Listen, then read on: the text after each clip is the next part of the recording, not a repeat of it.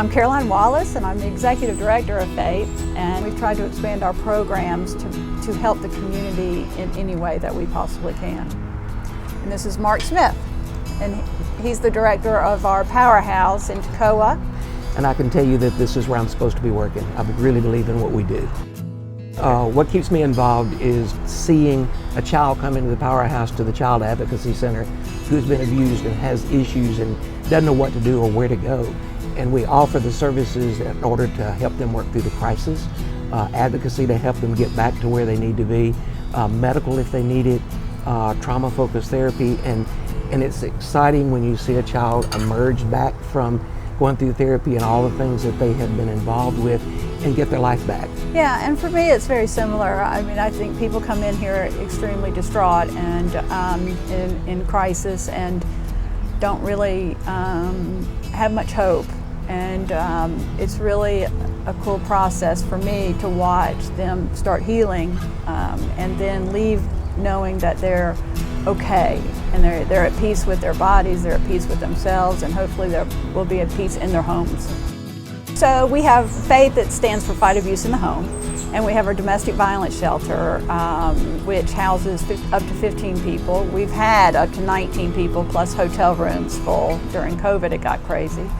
And then we have our powerhouse that Mark is speaking about, and that's our Child Advocacy Center as well as our Sexual Assault Center for adult rape victims. And then we have our 2 thrift stores in town, one on Main Street and one right down the road. And we bought some property in Habersham that will be soon building a new powerhouse campus to be more centrally located to the Mountain Judicial Circuit. So we're excited about that, yeah. Last year in 2021, we dealt with 652 different clients through all of our places. And those may be people who are residing, they may be people in the community, it may be outreach.